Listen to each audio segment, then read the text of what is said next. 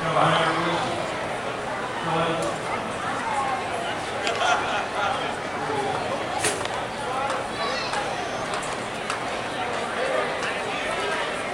There we go. In 2006, we were blessed to have a young man by the name of Adenhart play with us. And as many of you know, Nick passed away at the car last year. And his mom and stepdad are here today to share a special day with us. And as most of you fathers know, when you have young people in your life, you hope they grow up to be star athletes, star students, or whatever they excel in. But most of all, you hope they turn out to be great kids and great adults as they grow older. Well, we're fortunate to have Nick here with us for part of the year in 2006. He was an all-star. He went on and made the major leagues. Just a great prospect. And we lost him. But the thing that hurts most is he was just a great, great kid.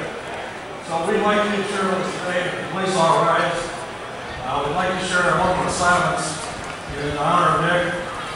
And before we get that, I forgot one thing. I needed to introduce Lanny Peterson, who's the head of our host family program.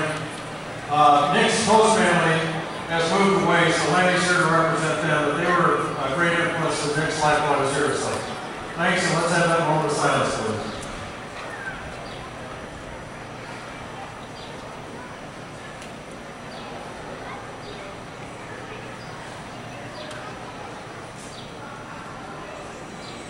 Now we have a video tribute from on the Rockwell Link Board.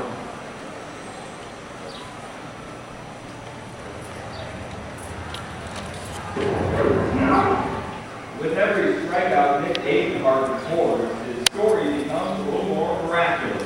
They take attendance, another part of the body. Took my eye on the wrist, and it makes them bold and fun. Event together. It's called Tommy John surgery, and it's ended the career of countless hurlers.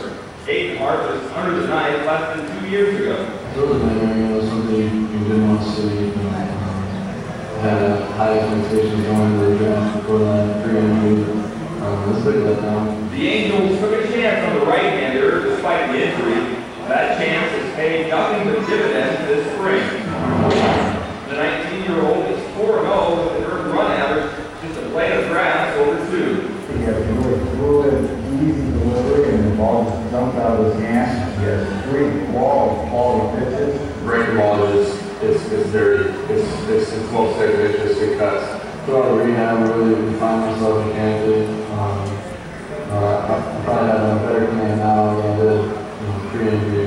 Adenhart says he'd like to move up a level a year, which will put him in the big leagues by 2010. Sure. Oh yeah, Don't be surprised to see it happen. From the ballpark, Sean Carroll, TV9 Sports.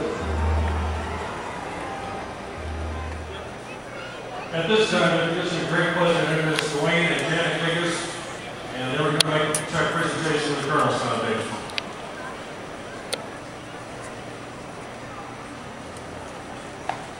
On behalf of the Nick Adenhart Memorial Fund, we're making a $5,000 donation today to the Kernels Foundation.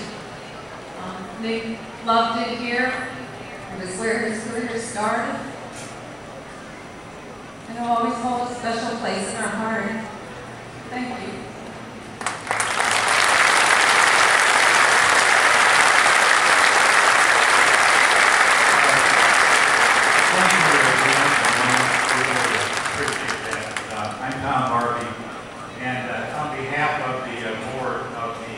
Kernels Foundation and everyone else in Cedar Rapids that benefits from the many things that the foundation does each year and will do in the future. We sincerely thank you. And now I would like to now introduce to you someone who you all know very well, the voice of the Kernels, John Rogers. Well, Tom, thank you so much. I'm so glad that Janet could be here with Blaine to honor Nick. And I was asked just to say a few words about Nick. I didn't know him as a friend or chummy, but as a person who has the joy of calling the games for these fellas the last 15 years, I do just have a couple of memories, a tribute to Nick from his season with us in 2006. My aunt passed away from cancer 4 years ago, and Jack Rader, our general manager, said, "John, you take as much time as you need." And I was at my aunt's side when she passed in Kansas City. And a friend of mine sent me a sympathy card, handwritten, and it said this: "To those whom we have loved cease to exist only when we forget them. Those whom we have loved cease to exist only when we forget them." And we will never forget Nick Adenhart. Here are my 3 memories of Nick. In 2006, we opened the season in Beloit at Pullman Field. Tommy Mendoza was our opening night starter. Nick was our second game starter. It was 23 degrees in Beloit, and they don't have nice clubhouses that are connected to the ballpark. So I was up in the broadcast booth, and I heard some spikes chomping along the concrete, and there was Nick Adenhart. We wore red jersey or red color scheme in that year, 2006, before we changed to our green and blue. And there was Nick in his quilted line angel jacket, walking out. He was 6'2", tall fella, and it was 23 degrees. And that young fella, 19 years old, walked out to that field like a warrior that night. He was so excited to pitch in that 23-degree weather. And he walked out there, and as the Angels say, he went about his business the right way. Secondly, I remember Nick accompanying me to 2 elementary schools for our reading program assemblies. And I saw him shooting a basketball around before the kids came into the gym. And I said, "Nick, have you ever played basketball?" And just like Nick, he was humble and unassuming and never pounded his own chest. He said, "Yeah, John, I played a little bit of basketball." And I later found out he was an all-conference basketball player.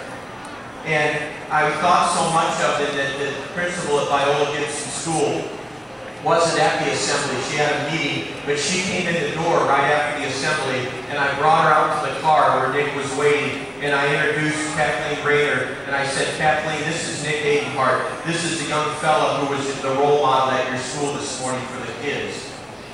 And finally, I remember what Kernan Ronan alluded to, Nick's fluid, effortless wind-up. And I asked Brandon Emanuel this past Friday on our Ask the Staff show, we had a fan ask about what touch and feel were in pitching. Well, Nick had touch and feel for his pitches. He had a beautiful, graceful wind-up. He could throw a fastball 93 mile an hour or that wicked breaking pitch. He was 10-2 as a Colonel that year, 10-2. And I remember in 2008, we went over to a restaurant on the southwest side. I was so excited to get to watch him. That's the one advantage of being affiliated with the Angels in terms of time difference, is we get to watch some of their games after ours are over. And I remember watching him in his Angel jersey. Ironically, every Sunday we wear these Angel jerseys. And I remember watching him on television and being so happy for him and so proud of him. But let me read one more time, and then thanks to Terry, our graphics man, and Seth Dorn. Those whom we have loved cease to exist only when we forget them.